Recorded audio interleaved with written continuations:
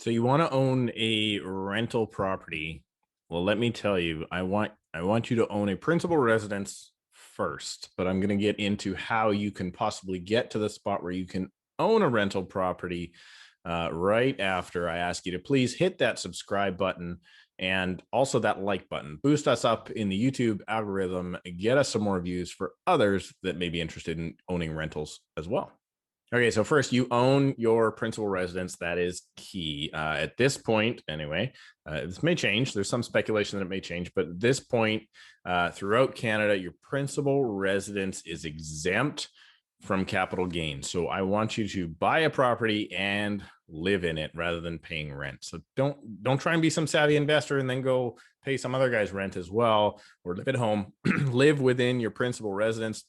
That is the absolute first step. And then a lot of people are coming to me specifically with interest rates being so low. How do I buy a rental property? Well, first, I would highly push most people towards, specifically in my marketplace of Surrey, BC, put your first rental, if you have the type of house or if you can afford the type of house that has it, into a rental apartment within your house, or commonly known in my marketplace as a basement suite. This is the best place. It is the least amount of cost. If you have a house or you can afford a house that has a suite in it or the ability to put a suite in it, it's very low cost generally to install a suite as compared to actually trying to buy an investment property. Now, I understand that a lot of people don't necessarily want to live above someone or share any space, but trust me, it can be done well. And if you don't mind putting up with that little bit of inconvenience of maybe sharing a driveway with your tenant, or letting them have a birthday party once a year, this is the absolute best place you can do it, because you're already paying a mortgage. You may as well get what we call the mortgage helper downstairs as your first rental property. But you're probably watching this video because you are interested in a recent string of videos all about renting out condos because interest rates are so low. So I'm going to tell you how you can get there, or how most of our people are getting there these days anyway. Down payment is the biggest problem. You do need to come up with, because it's a second property, like you can buy your first property with 5% down, but your second property does need to be 20% down. And again, this is why you should have a basement suite first. Your principal residence, you will get a lower interest rate than if it was a rental property, of which, all the big rich landlords get charged a little bit more money because apparently they can afford it. So you do have to save up the down payment. Well, how are people doing that? You need 20% down. The condo that I just bought, the down payment was $93,500. Okay, so you have to come up with that cost. Plus, I needed the property transfer tax on top of that. So now let's round it off. I need $100,000 in order to complete. Most people in my situation, including me for that matter, don't have that money just kicking around. So how do they get there? Well, if you've done what I've said already, which is own your principal residence, live in it, pay it down for a certain amount of time, and then even have a rental downstairs, you've likely been in that principal residence for a certain amount of time. In our market, let's face it, has shot upwards pretty dramatically. And well, now is your opportunity, if you've gained equity, to pull some of that equity out for future growth. Now, if you are bad at spending, please don't do this.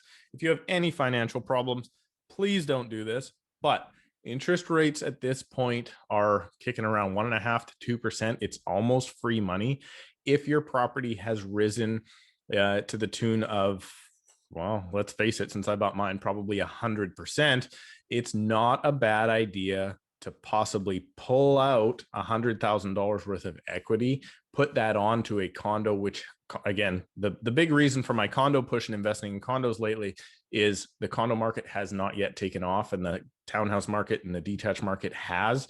Therefore, you could pull out some of that money that you have and go ahead and put it directly into a property that is likely going to grow in value very quickly. And because of those low interest rates, you're actually seeing rents that are covering themselves at 20% down. Now, that portion that you pull out, this is technically 100% financing, right? Because you are borrowing that portion. If you do have something like a HELOC or a line of credit upon your house, this might be an easier process, but you will be paying a little bit higher interest rate. I think mine right now, if I look through the numbers, about $230 a month to borrow the down payment. So that does have to be accounted for on top of my monthly costs in the rental. But normally I would never say this. Given normal circumstances, no pandemic, no crazy low interest rates, I would never say that it's a good idea to pull out money of your current home and buy another. However, given what interest rates are doing and the potential rise that I'm seeing moving forward in condos, it's not a bad thing, because by pulling out that extra $100,000 and refinancing your mortgage, you could be in a spot where you actually have now a lower mortgage payment on your current home, plus you own a second home. If you cannot, there's another disclaimer. If you cannot go with a vacancy, like if your new property did go vacant for a month and it would devastate you financially, don't even consider this, guys. This is only for people that have a little bit of savings on the side and have a ton of equity within their home. Otherwise, if you are in that first situation, put in a basement suite if you can. It's really going to help you moving forward and growing your wealth, so you can then get to the spot where the condo is affordable. So I do want to reiterate, own rentals, but first, property, your principal residence, then if possible, a basement suite, grow the equity, pull out, in my marketplace, $80,000 to $100,000 of equity in your current home. I mean, in the Surrey marketplace, if you own a detached home, your equity has probably risen $300,000 in the last 3 months. So pull out a little bit of that money at ultra low interest rates and put it in the segment of the market that has not yet increased, like condos. And I still think it's coming. Townhouses are crazy right now. So the sign is, within about 6 months, I do think condos are going to be nuts.